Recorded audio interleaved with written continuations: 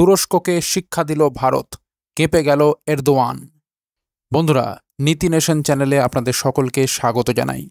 ভারতের মানচিত্রে এক নতুন শক্তির বলয় তৈরি হচ্ছে, যা শুরু হয়েছে ভূমধ্যসাগর থেকে ছড়িয়ে পড়েছে ককেসাস পর্যন্ত। গ্রিস, সাইপ্রাস আর আর্মেনিয়াকে পাশে টেনে ভারত এখন এমন এক কৌশল খেলছে যা তুরস্ককেও কাঁপিয়ে দিয়েছে। কিন্তু কেন ভারত এই তিনটি দেশকেই বেছে নিল, জেনে নেব আজকের ভিডিওয়ে। বিশ্ব রাজনীতিতে এখন এক নতুন শক্তি উঠে আসছে, ভারত। দক্ষিণ এশিয়ায় সীমাবদ্ধ না থেকে ভারত আজ বৈশ্বিক পরিসরে নিজের উপস্থিতি জানান দিচ্ছে। একসময় যে ভারত শুধুই নিজের সীমান্তে সীমিত ছিল, আজ সেই ভারত ভূমধ্যসাগরের তীরে যুদ্ধজাহাজ পাঠাচ্ছে। কারণ আধুনিক ভূ রাজনীতিতে প্রভাব কেবল ভূগোলের নয়, প্রতিপত্তিরও। তুরস্কের প্রেসিডেন্ট রিসেপ তাইয়েপ এরদোয়ান বহুদিন ধরেই পাকিস্তানের পক্ষে অবস্থান নিচ্ছেন। বিশেষ করে কাশ্মীর ইস্যুতে জাতিসংঘে ভারতের বিরুদ্ধে সরব থেকেছেন। শুধু তাই নয়, তুরস্ক পাকিস্তানকে দিয়েছে তার বিখ্যাত বাইরাক্তার TB2 ড্রোন এবং পাঠিয়েছে নিজস্ব টেকনিশিয়ানদের, যারা পাকিস্তানি সেনাদের প্রশিক্ষণ দিয়েছে। তুরস্ক যখন পাকিস্তানের পাশে দাঁড়ালো, ভারত তখন মুখে না বললেও উত্তর দিল একদম নিজের স্টাইলে, চুপচাপ কিন্তু শক্তির সঙ্গে। 2025 সালে ভারতীয় নৌবাহিনী মোতায়েন করল যুদ্ধজাহাজ তুরস্কের ব্যাকইয়ার্ড, অর্থাৎ ভূমধ্যসাগরের পূর্ব উপকূলে। এটি কোনো প্রতীকী সফর ছিল না, বরং এক বার্তা। ভারত এখন কেবল ইন্দো প্যাসিফিকেই নয়, ইউরোপ মধ্যপ্রাচ্য করিডোরেও তার উপস্থিতি দেখাতে প্রস্তুত। এই সময়েই ভারতের কৌশলগত বন্ধুত্ব গড়ে ওঠে তিন দেশের সঙ্গে, গ্রিস, সাইপ্রাস এবং আর্মেনিয়া। তিন দেশই তুরস্কের ঐতিহাসিক প্রতিদ্বন্দ্বী, আর ভারত এখন সেই প্রতিদ্বন্দ্বিতাকেই নিজের সুবিধায় কাজে লাগাচ্ছে। আগস্ট 2025-এ ভারত ও গ্রিসের নৌবাহিনীর মধ্যে হয় এক যৌথ নৌমহড়া। এতে অংশ নেয় ভারতীয় যুদ্ধজাহাজ INS তমাল। অনুশীলনে ছিল সাবমেরিন বিরোধী যুদ্ধ, রাত্রিকালীন অপারেশন এবং গান প্র্যাকটিস। গ্রিস ও ভারতের মধ্যে এখন শুরু হয়েছে কমব্যাট ডেটা শেয়ারিং, অর্থাৎ প্রতিরক্ষা তথ্য আদান প্রদান, রাফাল যুদ্ধবিমান ও অ্যান্টি ড্রোন প্রযুক্তি ভাগাভাগি।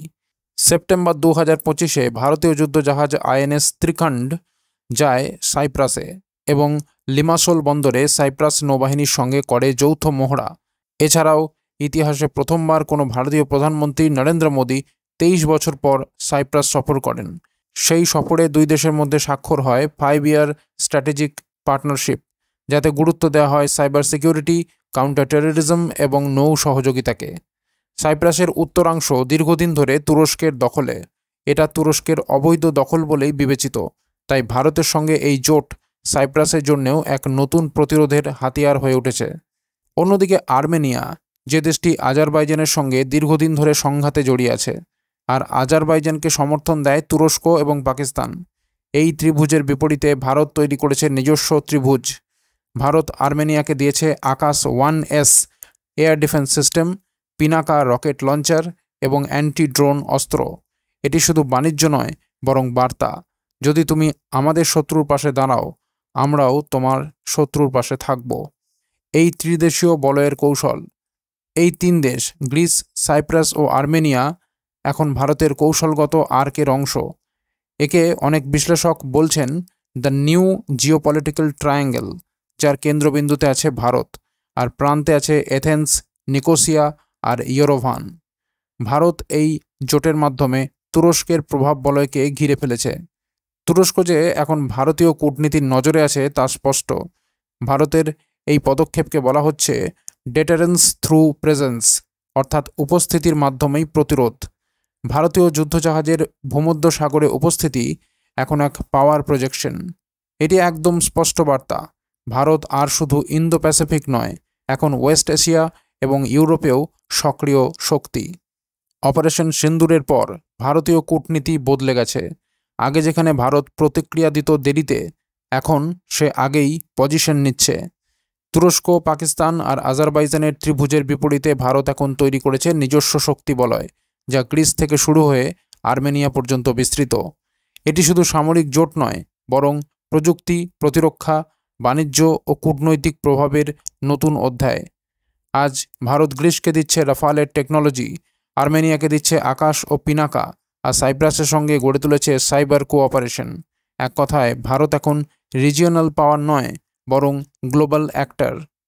তুরস্ক হয়তো ভাবেনি তার ইসলামী প্রভাব বিস্তারের স্বপ্নের মাঝে ভারত একদিন ভূমধ্যসাগরের তীরে এসে দাঁড়াবে, কিন্তু ইতিহাস ঘুরে গেছে।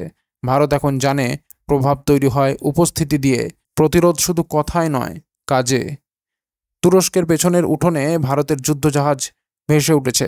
এ যেন আধুনিক কূটনীতির এক নতুন অধ্যায়। ভারতের এই নতুন মেডিটেরেনিয়ান কৌশল সম্পর্কে আপনার মত কি? মন্তব্যে জানাতে ভুলবেন না। এমন আরও বিশ্লেষণ জানতে চান? সাবস্ক্রাইব করুন আমাদের চ্যানেল আর নোটিফিকেশন অন করে রাখুন এই ধরনের ভিডিও সবার আগে পাওয়ার জন্য। তো বন্ধুরা, এখনকার মতো এই পর্যন্তই। সবাই ভালো থাকবেন। অসংখ্য ধন্যবাদ।